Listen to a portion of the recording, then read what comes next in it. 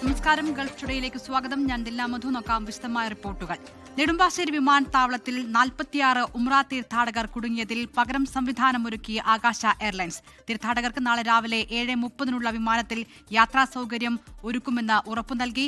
ഇന്നത്തെ താമസ സൗകര്യവും ഏർപ്പാടാക്കിയിട്ടുണ്ട്. നിതിൻ നമ്പൂജൻ കൊച്ചിയിൽ നിന്ന് വിവരങ്ങളുമായി ചേരുകയാണ്. നിതിൻ, ഒടുവിൽ അവിടെ യാത്രാ പ്രശ്നം പരിഹരിച്ചിരിക്കുന്നു. എന്തൊക്കെ നടപടികളാണ് ആകാശ എയർലൈൻസ് ഏർപ്പെടുത്തിയിരിക്കുന്നത്?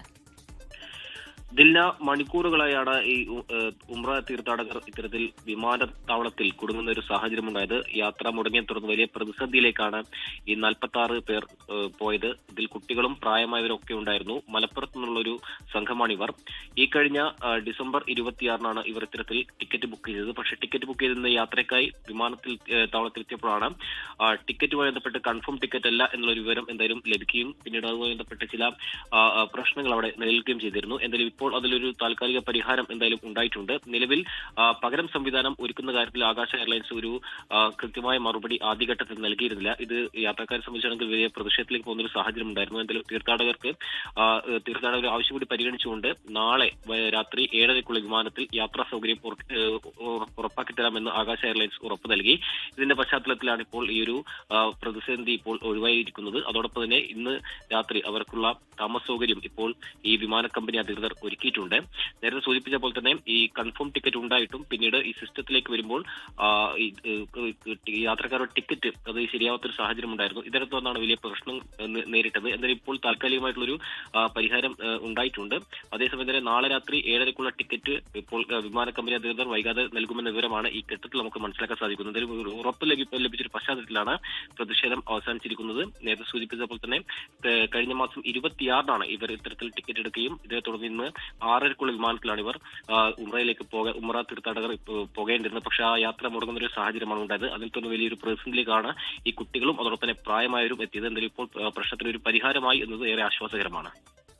46 ഉംറ തീർത്ഥാടകരായിരുന്നു നെടുമ്പാശ്ശേരി വിമാനത്താവളത്തിൽ കുടുങ്ങിയത്. അവർക്ക് നാളെ രാത്രി 7:30 വിമാനത്തിൽ യാത്ര ഒരുക്കിയിട്ടുണ്ട് വിമാന കമ്പനി. നിതിൻ അംബുജൻ കൊച്ചിയിൽ നിന്ന് വിവരങ്ങൾ നൽകിയത്. മറ്റു റിപ്പോർട്ടുകളിലേക്ക് പോവുകയാണ്. അമേരിക്കയുടെ പാക് സിലിക്ക സഖ്യത്തിൽ ചേർന്ന് UAEയും ആധുനിക സാങ്കേതിക വിദ്യ, വിതരണ ശൃംഖല, സുരക്ഷ എന്നിവയിൽ ഉഭയകക്ഷി സഹകരണം ശക്തമാക്കുന്നതിനാണ് ഈ സഖ്യം. ഖത്തർ കരാറിൽ ഒപ്പുവച്ചതിനു പിന്നാലെയാണ് UAEയുടെ നീക്കം. US സ്റ്റേറ്റ് ഡിപ്പാർട്ട്മെന്റിന്റെ നേതൃത്വത്തിലുള്ള അന്താരാഷ്ട്ര സംരംഭമാണ് പാക് സിലിക്ക. ആർട്ടിഫിഷ്യൽ ഇന്റലിജൻസ് യുഗത്തിൽ ആധുനിക സാങ്കേതിക വിദ്യകളുടെ വിതരണ ശൃംഖല സുരക്ഷിതമാക്കുക, നവീകരണത്തെ പിന്തുണയ്ക്കുക, ആഗോള സാമ്പത്തിക സ്ഥിരത ഉറപ്പാക്കുക എന്നിവയാണ് പാക് സിലിക്കയിലൂടെ ലക്ഷ്യമിടുന്നത്. കൃത്രിമ ബുദ്ധിയുടെ ഭാവി വിശ്വാസത്തിലും സ്ഥിരതയുള്ള ആഗോള പങ്കാളിത്തത്തിലും അധിഷ്ഠിതമായിരിക്കുമെന്ന് അമേരിക്കയിലെ UAE അംബാസിഡർ യൂസഫ് അൽ ഒതൈബ പറഞ്ഞു. കേവലം AI മേഖലയിലെ സഹകരണം മാത്രമല്ല കരാറെന്നും സാമ്പത്തിക അഭിവൃദ്ധി, നിർണായക ധാതുക്കളുടെ വിതരണം എന്നിവ പ്രധാനമാണെന്നും അദ്ദേഹം കൂട്ടിച്ചേർത്തു. അമേരിക്കയ്ക്ക് വേണ്ടി സാമ്പത്തികകാര്യ അണ്ടർ സെക്രട്ടറി ജേക്കബ് ഹെൽബർഗാണ് കരാറിൽ ഒപ്പുവെച്ചത്. സെമി കണ്ടക്ടർ നിർമ്മാണം, ആർട്ടിഫിഷ്യൽ ഇന്റലിജൻസ് അടിസ്ഥാന സൗകര്യങ്ങൾ, സിലിക്കൺ വിതരണ ശൃംഖല എന്നിവയിൽ ചൈനയുടെ സ്വാധീനം കുറയ്ക്കുന്നതിനായി അമേരിക്ക രൂപീകരിച്ച തന്ത്രപ്രധാന സഖ്യമാണിത്. 9ാമത് രാജ്യമായാണ് UAE സഖ്യത്തിൽ ചേർന്നത്. ഇന്ത്യ അടുത്ത മാസം സഖ്യത്തിൽ ചേരുമെന്നാണ് റിപ്പോർട്ടുകൾ. 24 ദുബായ്. സ്ഫോടക വസ്തുക്കൾ കണ്ടെത്തിയതിനെ തുടർന്ന് ഓസ്ട്രേലിയൻ തലസ്ഥാനമായ കാൻബറയിൽ പോലീസിന്റെ ജാഗ്രതാ നിർദ്ദേശം. ഓസ്ട്രേലിയയിൽ നിന്ന് പെനീന മാത്യു തയ്യാറാക്കിയ റിപ്പോർട്ട് കാണാം. കാൻബറ നഗരത്തിലെ തെരുവുകളിൽ നിന്ന് സ്ഫോടനശേഷിയുള്ള പൈപ്പ് ബോംബുകൾ കണ്ടെത്തിയതിനെ തുടർന്ന് പൊതുജനങ്ങൾക്ക് മുന്നറിയിപ്പുമായി പോലീസ് രംഗത്തെത്തി. കഴിഞ്ഞ 2 ദിവസങ്ങൾക്കുള്ളിലാണ് ബെൽക്കോണൻ മേഖലയിലെ ലേക്ക് ഗിന്നിൻഡറയ്ക്ക് സമീപമുള്ള പൊതുവഴികളിൽ നിന്ന് ഈ അപകടകരമായ സ്ഫോടന വസ്തുക്കൾ കണ്ടെടുത്തത്. ജോയിന്റൺ സ്മിത്ത് ഡ്രൈവിനും ഗിന്നിൻഡറെ ഡ്രൈവിനും ഇടയിലുള്ള ആളുകൾ നടക്കാനിറങ്ങുന്ന പാതകളിലാണ് ഈ പൈപ്പ് ബോംബുകൾ ഉപേക്ഷിച്ച നിലയിൽ കണ്ടെത്തിയത്. സംഭവത്തെക്കുറിച്ച് നിരവധി റിപ്പോർട്ടുകൾ ലഭിച്ചതിനെ തുടർന്ന് ACT പോലീസ് ഉടൻ തന്നെ സ്ഥലത്തെത്തി പരിശോധന നടത്തുകയായിരുന്നു. ഇതേ തുടർന്ന് പൊതുജനങ്ങളുടെ സുരക്ഷ ഉറപ്പാക്കുന്നതിന്റെ ഭാഗമായാണ് പോലീസ് മുന്നറിയിപ്പ് പുറത്തിറക്കിയത്. പൈപ്പ് ബോംബുകൾക്ക് സമാനമായി എന്തെങ്കിലും സംശയാസ്പദമായ വസ്തുക്കൾ ശ്രദ്ധയിൽപ്പെട്ടാൽ അവയിൽ സ്പർശിക്കരുതെന്നും ഉടൻ തന്നെ 000 എന്ന നമ്പറിൽ പോലീസിനെ വിവരം അറിയിക്കണമെന്നും അധികൃതർ കർശന നിർദ്ദേശം നൽകിയിട്ടുണ്ട്. കാൻബറയിലെ മറ്റു ഭാഗങ്ങളിൽ നിന്ന് സമാനമായ സംഭവങ്ങൾ റിപ്പോർട്ട് ചെയ്യപ്പെട്ടിട്ടില്ലെങ്കിലും എല്ലാവരും ജാഗ്രത പാലിക്കണമെന്നും ഏതെങ്കിലും തരത്തിലുള്ള സംശയങ്ങൾ തോന്നിയാൽ പോലീസിനെ അറിയിക്കണമെന്നും അധികൃതർ ഓർമ്മിപ്പിച്ചു. പൊതുജനങ്ങളുടെ സുരക്ഷയ്ക്ക് മുൻഗണന നൽകിക്കൊണ്ട് പോലീസ് അന്വേഷണം തുടരുകയാണ്. ഇത്തരം സാഹചര്യങ്ങളിൽ സംയമനം പാലിച്ച് പോലീസുമായി സഹകരിക്കേണ്ടതിന് അത്യാവശ്യമാണെന്ന് അധികൃതർ കൂട്ടിച്ചേർത്തു. ഓസ്ട്രേലിയയിൽ നിന്നും 24-ന് വേണ്ടി പെനീന മാത്യു. അന്താരാഷ്ട്ര ബഹിരാകാശ നിലയത്തിൽ നിന്നുള്ള ക്രൂ 11 സംഘം സുരക്ഷിതരായി ഭൂമിയിൽ തിരിച്ചെത്തി. സംഘത്തിലെ ഒരാളുടെ ആരോഗ്യ പ്രശ്നം മൂലം ദൌത്യം പാതിവഴിയിൽ അവസാനിപ്പിച്ചാണ് ഇവരുടെ മടക്കം.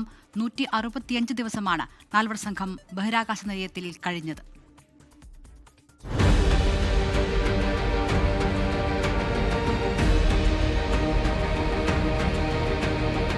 Senna Cardman, Mike Fincke, Kimiya Yui, Oleg Platonov. Dragon പേടകത്തിന്റെ വാതിൽ തുറന്ന് 4 സംഘം പുറത്തെത്തിയപ്പോൾ നാസയ്ക്കത് പുതുചരിത്രം. അന്താരാഷ്ട്ര ബഹിരാകാശ നിലയത്തിന്റെ 25 വർഷത്തെ ചരിത്രത്തിലെ ആദ്യ മെഡിക്കൽ ഇവാക്യുവേഷനാണ് നാസ വിജയകരമായി പൂർത്തിയാക്കിയത്. കഴിഞ്ഞ ഓഗസ്റ്റിലാണ് ക്രൂ 11 സംഘം ബഹിരാകാശത്തെത്തിയത്. ഫെബ്രുവരി പകുതിയോടെ മടങ്ങിവരാനായിരുന്നു നിശ്ചയിച്ചിരുന്നത്. സംഘത്തിൽ ആർക്കാണ് ആരോഗ്യപ്രശ്നമെന്നോ എന്താണ് അസുഖമെന്നോ നാസ വ്യക്തമാക്കിയിട്ടില്ല. പുലർച്ചെ 3:30 നിലയത്തിൽ നിന്നുള്ള പേടകത്തിന്റെ അൺഡോക്കിംഗ് പൂർത്തിയാക്കി. ഉച്ചയ്ക്ക് 2:11 പസഫിക് സമുദ്രത്തിൽ പേടകമിറങ്ങി. 1 മണിക്കൂറോളം നീണ്ട വീണ്ടെടുക്കൽ പ്രക്രിയയ്ക്ക് ശേഷം പുറത്തെത്തിയ 4 പേരും സുരക്ഷിതരാണ്. News desk 24. ക്യൂൻസ്ലാൻഡിൽ ഉഷ്ണമേഖലാ ചുഴലിക്കാറ്റ് കോജി ദുർബലമായെങ്കിലും പുതിയ കാലാവസ്ഥാ ഭീഷണി ഉയർത്തുന്നുണ്ട്. കനത്ത മഴയും വെള്ളപ്പൊക്കവും ശക്തമായ കാറ്റും ഉൾപ്പെടെയുള്ള അപകടങ്ങളെക്കുറിച്ച് പ്രധാനമന്ത്രി മുന്നറിയിപ്പ് നൽകി. ഈ വിഷയത്തെക്കുറിച്ചുള്ള ഒരു വിശദമായ റിപ്പോർട്ടാണ് ഇനി. ഓസ്ട്രേലിയയിലെ ക്യൂൻസ്ലാൻഡ് സംസ്ഥാനം മുൻ ഉഷ്ണമേഖലാ ചുഴലിക്കാറ്റായ കോജിക്ക് ശേഷം പുതിയൊരു കാലാവസ്ഥാ ഭീഷണി നേരിടുകയാണെന്ന് ക്യൂൻസ്ലാൻഡ് പ്രധാനമന്ത്രി മുന്നറിയിപ്പ് നൽകി. ദുർബലമായെങ്കിലും കോജി ഇപ്പോഴും കനത്ത മഴയ്ക്കും വെള്ളപ്പൊക്കത്തിനും തീരപ്രദേശങ്ങളിലും ഉൾപ്രദേശങ്ങളിലും വിനാശകരമായ കാറ്റിനും സാധ്യതയുണ്ടെന്നാണ് അധികൃതർ വ്യക്തമാക്കിയത്. ഈ മുന്നറിയിപ്പ് ക്യൂൻസ്ലാൻഡിലെ ജനങ്ങൾക്കിടയിൽ ആശങ്ക വർദ്ധിപ്പിക്കുന്നു. നിലവിൽ കോജി ചില പ്രദേശങ്ങളിൽ ഇതിനകം 300 മില്ലിമീറ്ററിലധികം മഴ രേഖപ്പെടുത്തിയിട്ടുണ്ട്. പല പ്രദേശങ്ങളിലും വെള്ളം കയറി നനഞ്ഞു കിടക്കുന്നതിനാൽ ഈ അധിക മഴ വലിയ തോതിലുള്ള വെള്ളപ്പൊക്കത്തിന് കാരണമായേക്കും. ചെറുതും ഇടത്തരവും വലുതുമായ വെള്ളപ്പൊക്ക മുന്നറിയിപ്പുകൾ ഇതിനോടകം പല നദികളിലും ഉൾപ്രദേശങ്ങളിലും പുറപ്പെടുവിച്ചിട്ടുണ്ട്. ക്യൂൻസ്ലാൻഡിലെ ഈ സാഹചര്യം കാലാവസ്ഥാ മുന്നറിയിപ്പുകൾ ഗൗരവമായി എടുക്കേണ്ടതിന്റെ പ്രാധാന്യം ഓർമ്മിപ്പിക്കുന്നു. ഓസ്ട്രേലിയയിൽ നിന്നും 24-ന് വേണ്ടി Sangeetha Gopinath. Fujairah Indian Social ക്ലബിന്റെ ഫുജൈറ ജുവൽ പുരസ്കാരം Lulu Group chairman MA Yusuff അലിക്ക്. പ്രവാസികളുടെയും സ്വദേശികളുടെയും സമൂഹ നന്മയ്ക്കും ക്ഷേമത്തിനും നൽകിയ സംഭാവനകളെ ആദരിക്കുന്നതിന്റെ ഭാഗമായാണ് പുരസ്കാരമെന്ന് ഫുജൈറ ഇന്ത്യൻ സോഷ്യൽ ക്ലബ് ഭാരവാഹികൾ പറഞ്ഞു. ഈ മാസം 17 നടക്കുന്ന ഫുജൈറ ഇന്ത്യ ഫെസ്റ്റിൽ അവാർഡ് സമ്മാനിക്കും. ഫുജൈറയിലെ യുവ ഭരണാധികാരികളിൽ ഒരാളായ ഷെയ്ഖ് മത്തൂം ബിൻ ഹമ്മദ് അൽ ഷെർഖിയാണ് പുരസ്കാരം നൽകുക.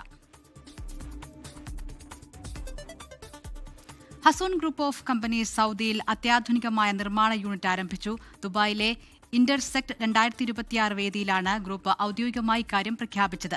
വ്യവസായ രംഗത്ത് 21 വർഷത്തെ പാരമ്പര്യമുള്ള ഗ്രൂപ്പ് സൗദി അറേബ്യയുടെ സമഗ്ര വികസന പദ്ധതിയായ വിഷൻ 2030 ഐക്യദാർഢ്യം പ്രഖ്യാപിച്ചുകൊണ്ടാണ് പുതിയ നിർമ്മാണ കേന്ദ്രം ആരംഭിച്ചത്. പുതിയ നിർമ്മാണ യൂണിറ്റിലൂടെ മിഡിൽ ഈസ്റ്റിലെ വിപണിയിൽ കൂടുതൽ കരുത്താർജിക്കുകയാണ് ഹസൂൺ ഗ്രൂപ്പ്.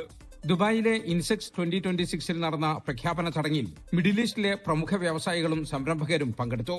സൗദി വിപണിയിൽ തദ്ദേശീയമായി ഉൽപ്പന്നങ്ങൾ നിർമ്മിക്കുന്നതിലൂടെ സപ്ലൈ ചെയിൻ കൂടുതൽ കാര്യക്ഷമമാക്കാനും ഉൽപ്പന്നങ്ങൾ വേഗത്തിൽ ഉപഭോക്താക്കളിലേക്ക് എത്തിക്കാനും ഗ്രൂപ്പിന് സാധിക്കും. ഹൈവിഷൻ സ്മാർട്ട് എന്ന പേരിലാണ് പുതിയ യൂണിറ്റിലൂടെ ഉൽപ്പന്നങ്ങൾ പുറത്തിറങ്ങുക.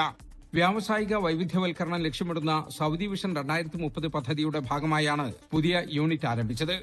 വിപണിയിലേക്ക് ഉയർന്ന നിലവാരമുള്ള സുരക്ഷാ ഉപകരണങ്ങളും ടെലികമ്മ്യൂണിക്കേഷൻ ഉൽപ്പന്നങ്ങളും എത്തിക്കാൻ ഇതിലൂടെ സാധിക്കുമെന്ന് ഹസൂൺ ഗ്രൂപ്പ് MD മുസ്തഫ പൂവാടിച്ചാലിൽ പറഞ്ഞു. ഇപ്പോൾ ഇതിലുള്ള ഐറ്റംസ് എന്ന് വെച്ചാൽ smart home solution, intercom solutions, PBX solution, PA system, CCTV camera, ഇതെല്ലാം ബിറ്റ്വീൻ കണക്ടിവിറ്റിയാണ്. അഡ്വാൻസ് ടെക്നോളജിയിൽ ഉപയോഗിച്ചിട്ടുള്ള എല്ലാ സിസ്റ്റങ്ങളുടെ 100% സൗദി മെയ്ഡിലേക്ക് കൊണ്ടുവരാനാണ് ഞങ്ങൾ ഉദ്ദേശിക്കുന്നത്. മികച്ച ഗുണനിലവാരവും സുസ്ഥിരമായ വളർച്ചയും ഉറപ്പാക്കിക്കൊണ്ട് മിഡിൽ ഈസ്റ്റിൽ തങ്ങളുടെ സാന്നിധ്യം വ്യാപിപ്പിക്കാനാണ് ഹസൂൺ ഗ്രൂപ്പ് ലക്ഷ്യമിടുന്നത്. പുതിയ നിർമ്മാണ യൂണിറ്റിലൂടെ തങ്ങളുടെ ആഗോള ലക്ഷ്യങ്ങളിലേക്കുള്ള ദൂരം ഹസൂൺ ഗ്രൂപ്പ് ഒന്നുകൂടി ചുരുക്കിയതായി മാനേജ്മെന്റ് അറിയിച്ചു. ജലീൽ കണമകലം, 24, ജിദ്ദ. മലയാളത്തിൽ സിനിമ നിർമ്മിക്കാൻ ആഗ്രഹമുണ്ടെന്ന് തമിഴിലെ പ്രമുഖ നിർമ്മാതാവ് കണ്ണൻ രവി 2 സിനിമ സംവിധായകരുമായി ഇക്കാര്യത്തിൽ ചർച്ച നടത്തി. ഇക്കൊല്ലം തന്നെ മലയാള സിനിമ പുറത്തിറക്കുമെന്ന് കണ്ണൻ രവി ദുബായിൽ പറഞ്ഞു. തലൈവർ തമ്പി തലമയിൽ എന്ന പുതിയ ചിത്രത്തിന്റെ റിലീസിനോടനുബന്ധിച്ചുള്ള വാർത്താസമ്മേളനത്തിൽ സംസാരിക്കുകയായിരുന്നു കണ്ണൻ രവി. മലയാള ചിത്രമായ ഫാലിമിയുടെ സംവിധായകൻ നിതീഷ് സഹദേവന്റെ തമിഴിലെ ആദ്യ സംവിധാന സംരംഭമായ ചിത്രമാണ് ജീവനായകനായ തലൈവർ തമ്പി തലൈമയിൽ. ശ്രീ ഗോകുലം മൂവീസ് ആണ് ചിത്രത്തിന്റെ കേരളത്തിലെ വിതരണക്കാർ. വിശുദ്ധ മാസത്തെ വരവേൽക്കാൻ സൗദിയിലുടനീളം ഉപഭോക്താക്കൾക്കായി വിപുലമായ റമദാൻ ഷോപ്പിംഗ് ഓഫറുകൾ ഒരുക്കി Lulu hyper market. Riyadh, Jeddah, Dammam മേഖലകളിൽ ഉപഭോക്താക്കളെ സ്വാഗതം ചെയ്ത് റമദാൻ സൂക്കുകൾ ആരംഭിച്ചു. ഗ്രോസറി, വീട്ടു സാധനങ്ങൾ, ഫാഷൻ ആക്സസറീസ്, ഇലക്ട്രോണിക്സ് ഉൽപ്പന്നങ്ങൾ, ഡിജിറ്റൽ ഗാഡ്ജറ്റുകൾ എന്നിവയുൾപ്പെടെ എല്ലാ വിഭാഗങ്ങളിലും വൻ ഇളവുകളുണ്ട്. ആഘോഷ നിമിഷങ്ങളിൽ പ്രിയപ്പെട്ടവർക്ക് സമ്മാനമായി നൽകാൻ 50 റിയാൽ മുതൽ 500 റിയാൽ വരെയുള്ള റമദാൻ ഗിഫ്റ്റ് കാർഡുകളും ലുലു ഹൈപ്പർ മാർക്കറ്റുകളിൽ ലഭ്യമാണ്.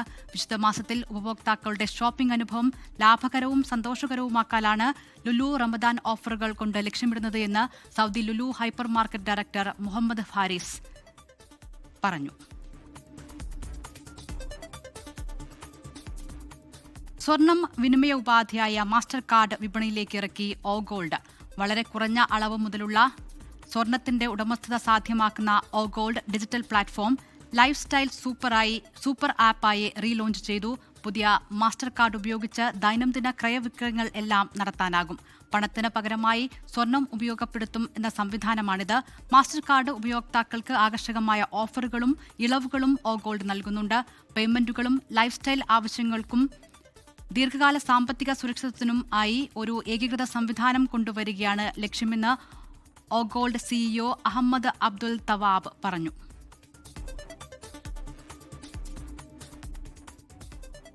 കേരള കോൺഗ്രസ് എമ്മിന് മുന്നിൽ വാതിലുകൾ തുറന്നിട്ടിരിക്കുകയാണ് എന്ന് KPCC അധ്യക്ഷൻ സണ്ണി ജോസഫ് 24-നോട്.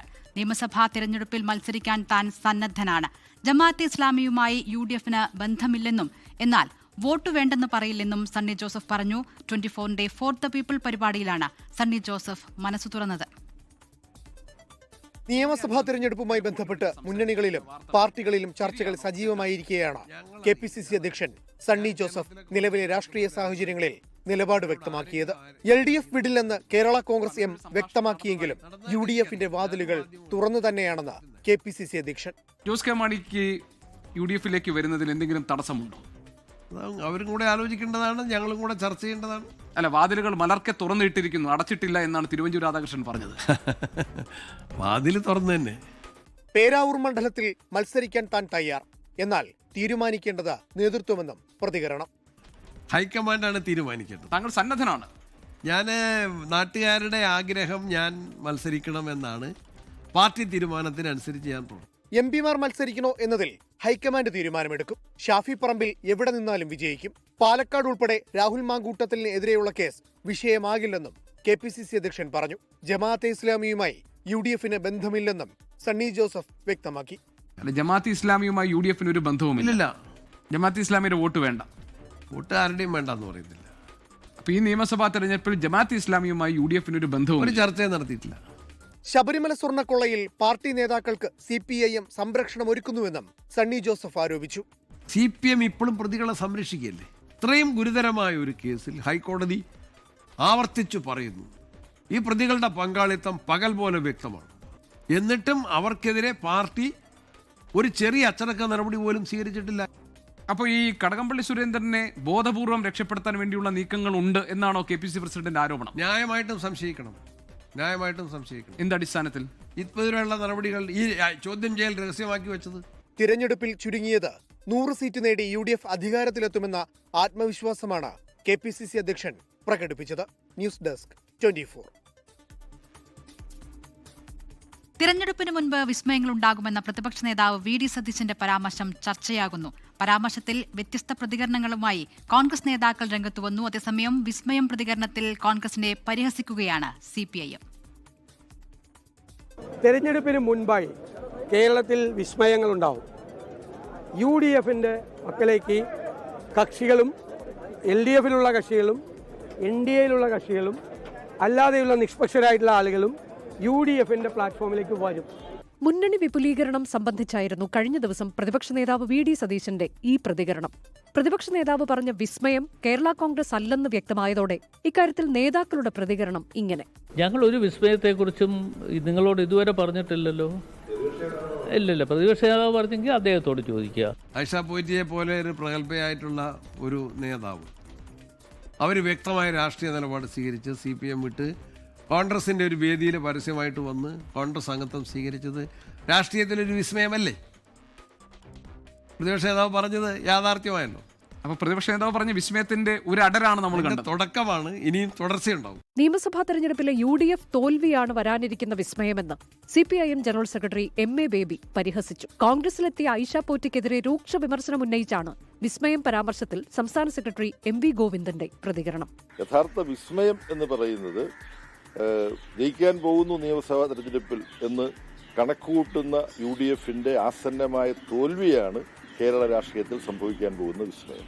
ഇപ്പോൾ വിസ്മയം തീർക്കുമെന്നാണ് വി ഡി സതീശൻ എന്ന് പറയുന്ന പ്രതിപക്ഷ നേതാവ് പറഞ്ഞത്. വിസ്മയം തീർക്കൂത്രേ, വലിയ അത്ഭുതങ്ങൾ സംഭവിക്കുമെന്നും. അങ്ങനെ അത്ഭുതം സംഭവിക്കാൻ വേണ്ടി ശ്രമിച്ചിട്ടാണ് ആരെ പിടിച്ചത്? ആയിഷ പോറ്റി. തെരഞ്ഞെടുപ്പിന് മുൻപ് കൂടുതൽ നേതാക്കളെയും കക്ഷികളെയും മുന്നണിയിലേക്ക് എത്തിക്കാമെന്ന പ്രതീക്ഷയിലാണ് UDF. News desk 24. LDFിൽ ഉറച്ചു നിൽക്കുമെന്ന് ജോസ് കെ മാണി വ്യക്തമാക്കിയിട്ടും കേരള കോൺഗ്രസ് എമ്മിന്റെ മുന്നണി മാറ്റത്തെ ചൊല്ലി വിവാദം തുടരുന്നു.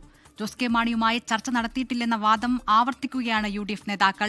ഇതിനിടെ കേരള കോൺഗ്രസ് എമ്മിന് മുന്നിൽ വാതിൽ അടച്ചിട്ടില്ലെന്ന പ്രതികരണവുമായി കോൺഗ്രസ് നേതാവ് തിരുവഞ്ചൂർ രാധാകൃഷ്ണനും രംഗത്തുവന്നു.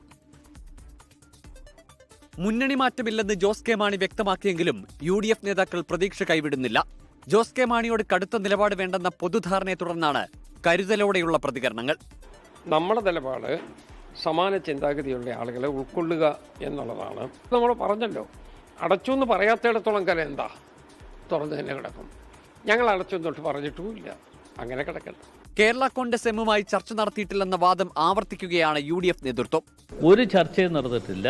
UDFുമായി ബന്ധപ്പെട്ട് വരാൻ കഴിയുന്നവർ വരട്ടെ, പക്ഷേ അത് അവരുടെ ആവശ്യപ്രകാരം മാത്രമേ ആയിരിക്കുകയുള്ളൂ. സമ്മർദ്ദം ചെലുത്തി ഞങ്ങളുടെ മുന്നണിയിലേക്ക് കൊണ്ടുവരാൻ വേണ്ടിയുള്ള പ്രവർത്തനങ്ങൾക്ക് ഞങ്ങൾ നേതൃത്വം കൊടുക്കില്ല. LDFിൽ തന്നെ ഉറച്ചു നിൽക്കുകയാണെന്ന് കേരള കോൺഗ്രസ് എം ഉറപ്പിച്ചു പറഞ്ഞെങ്കിലും അണികൾക്കിടയിൽ ആശയക്കുഴപ്പം മാറിയിട്ടില്ല. ഇത് രാഷ്ട്രീയമായി അനുകൂലമാകുമെന്നാണ് UDF പ്രതീക്ഷ. ഇനിയും കേരള കോൺഗ്രസ് എമ്മിനെ ക്ഷണിക്കുന്നത് ആത്മവിശ്വാസമില്ലാത്തതുകൊണ്ടാണെന്ന് തിരുവഞ്ചൂർ രാധാകൃഷ്ണന് മന്ത്രി VN വാസവന്റെ വിമർശനം. ഞങ്ങൾ തന്നെ രക്ഷപ്പെടുകയല്ലേ, ഞങ്ങളെ ഒന്ന് സഹായിക്കണേ എന്ന് പറഞ്ഞിട്ട് പരാജയത്തിന്റെയും അല്ലെങ്കിൽ അവർക്ക് ആത്മവിശ്വാസം ഇല്ലായ്മയുടെയും ദൃഷ്ടാന്താണ് ഞാൻ തുറന്നിട്ടിരിക്കുന്നു വരണേ എന്ന് പറയുന്നത്. കേരള കോൺഗ്രസ് എമ്മുമായി ബന്ധപ്പെട്ട ചർച്ചകളിൽ CPI സംസ്ഥാന സെക്രട്ടറി ബിനോയ് വിശ്വത്തിന്റെ പ്രതികരണം ഇങ്ങനെ. അദ്ദേഹത്തെ നിലപാട് കൃത്യമായി അദ്ദേഹം പറഞ്ഞു, ഒരു കാരണവശാലും LDF വിട്ട് കേരള കോൺഗ്രസ് എങ്ങോട്ടും പോകുന്നില്ലെന്ന്. ആ വാക്കിനെ കമ്മ്യൂണിസ്റ്റ് പാർട്ടിക്ക് പൂർണ്ണമായും വിശ്വാസമാണ്. മുന്നണി മാറ്റം സംബന്ധിച്ച വാദങ്ങൾ പാർട്ടി ചെയർമാൻ തള്ളിയെങ്കിലും നാളെ നടക്കുന്ന Kerala Congress M steering committee യോഗത്തിൽ ഇതുമായി ബന്ധപ്പെട്ട ചർച്ചകൾ ഉയരും. 24 കോട്ടയം. ശബരിമല സ്വർണ്ണക്കൊള്ളയിൽ ദ്വാരപാല കേസിൽ കൂടി തന്ത്രി കണ്ഠരർ രാജുവയുടെ അറസ്റ്റ് SIT രേഖപ്പെടുത്തി. കേസിൽ ഇന്നലെ അറസ്റ്റിലായ തിരുവിതാംകൂർ ദേവസ്വം ബോർഡ് മുൻ അംഗം KP ശങ്കർദാസിനെ കൊല്ലം വിജിലൻസ് കോടതി ജഡ്ജി ആശുപത്രിയിലെത്തി 14 ദിവസത്തേക്ക് റിമാൻഡ് ചെയ്തു. കേസിൽ തിരുവിതാംകൂർ ദേവസ്വം ബോർഡ് മുൻ പ്രസിഡന്റ് PS പ്രശാന്തിനെ പ്രത്യേക അന്വേഷണ സംഘം വീണ്ടും ചോദ്യം ചെയ്യും. ശബരിമലയിൽ അഭിഷേകം ചെയ്ത നെയ് വിതരണത്തിലെ ക്രമക്കേടിൽ വിജിലൻസ് കേസെടുത്തിട്ടുണ്ട്. 2019 സമാനമായി 2024 ശബരിമലയിൽ നിന്ന് സ്വർണ്ണപ്പാളികൾ അറ്റകുറ്റപ്പണിക്കെന്ന പേരിൽ പുറത്തേക്ക് കൊണ്ടുപോകാൻ ശ്രമിച്ചതിനാണ് മുൻ ദേവസ്വം ബോർഡ് പ്രസിഡന്റ് PS പ്രശാന്തിനെ വീണ്ടും ചോദ്യം ചെയ്യുക. ഉണ്ണികൃഷ്ണൻ പോറ്റിയുമായി ബന്ധപ്പെട്ടും രേഖകളിലെ പൊരുത്തക്കേടുകളിലുമാണ് ചോദ്യം ചെയ്യാനുള്ള തീരുമാനം. ഇതിനിടെ ദ്വാരപാലക ശില്പക്കേസിലും തന്ത്രി കണ്ഠരർ രാജീവരുടെ അറസ്റ്റ് രേഖപ്പെടുത്തി. നേരത്തെ കട്ടിളപ്പാളി കേസിലായിരുന്നു തന്ത്രിയുടെ അറസ്റ്റ്. തിരുവനന്തപുരം സബ് ജയിലിലെത്തിയാണ് തന്ത്രിയുടെ അറസ്റ്റ് രേഖപ്പെടുത്തിയത്. ഇന്നലെ അറസ്റ്റിലായ തിരുവിതാംകൂർ ദേവസ്വം ബോർഡ് മുൻ അംഗം KP ശങ്കർദാസിനെ കോടതി റിമാൻഡ് ചെയ്തു. കൊല്ലം വിജിലൻസ് കോടതി ജഡ്ജി PS മോഹിത് ശങ്കർദാസ് ചികിത്സയിൽ കഴിയുന്ന തിരുവനന്തപുരം SP മെഡിഫോർട്ട് ആശുപത്രിയിൽ എത്തിയാണ് റിമാൻഡ് നടപടികൾ പൂർത്തിയാക്കിയത്. നാളെ KP ശങ്കർദാസിന്റെ ജാമ്യ ഹർജി കൊല്ലം വിജിലൻസ് കോടതി പരിഗണിക്കും. അതേസമയം ആടിയ നെയ് ക്രമക്കേടിൽ വിജിലൻസ് കേസെടുത്തു. SP മഹേഷ് കുമാറിന്റെ നേതൃത്വത്തിലുള്ള പ്രത്യേക സംഘത്തിനാണ് അന്വേഷണത്തിന്റെ ചുമതല. പ്രാഥമിക പരിശോധനയിൽ 36 ലക്ഷം രൂപയുടെ ക്രമക്കേട് കണ്ടെത്തിയെന്ന് വിജിലൻസ് അറിയിച്ചു. 24 തിരുവനന്തപുരം. മൂന്നാം ബലാത്സംഗ കേസിൽ രാഹുൽ മാങ്കൂട്ടത്തിൽ MLA വീണ്ടും റിമാൻഡിൽ. രാഹുലിനെ മാവേലിക്കര സബ് ജയിലിലേക്ക് മാറ്റി. രാഹുലിന്റെ ജാമ്യാപേക്ഷ തിരുവല്ല മജിസ്ട്രേറ്റ് കോടതി നാളെ പരിഗണിക്കും. രാഹുൽ മാങ്കൂട്ടത്തിനെതിരെ ഇന്നും പ്രതിഷേധമുണ്ടായി. അതിജീവിതയ്ക്കെതിരായ സൈബർ ആക്രമണത്തിൽ ഫെന്നി നൈനാനെതിരെ കേസെടുത്തു. 3 ദിവസത്തെ കസ്റ്റഡി കാലാവധിയിൽ തെളിവെടുപ്പും ചോദ്യം ചെയ്യലും കാര്യമായി മുന്നോട്ടു പോയില്ല.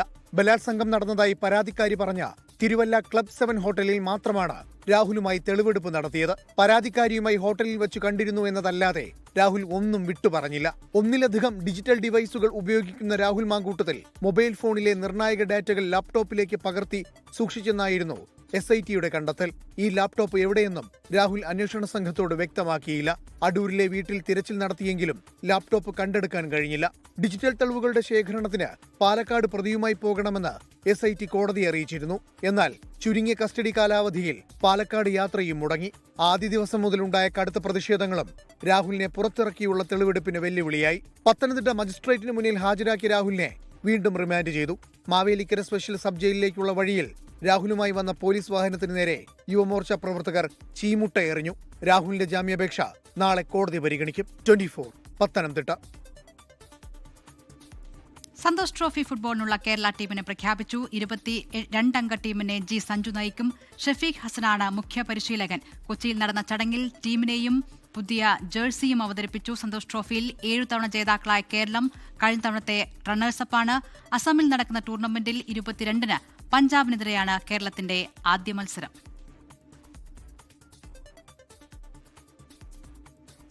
റിപ്പോർട്ടോടെ ഗൾഫ് ടുഡേ പൂർണ്ണമാകുന്നു. എല്ലാ പ്രേക്ഷകർക്കും ശുഭരാത്രി. ലോകത്തെവിടെയായാലും ഏത് സമയത്തും 24 വാർത്തകളും ഓഗ്മെന്റഡ് റിയാലിറ്റി പാക്കേജുകളും എക്സ്പ്ലെയിനറുകളും വിശദമായി കാണാൻ ഞങ്ങളുടെ YouTube ചാനൽ നിങ്ങൾക്ക് സബ്സ്ക്രൈബ് ചെയ്യാം.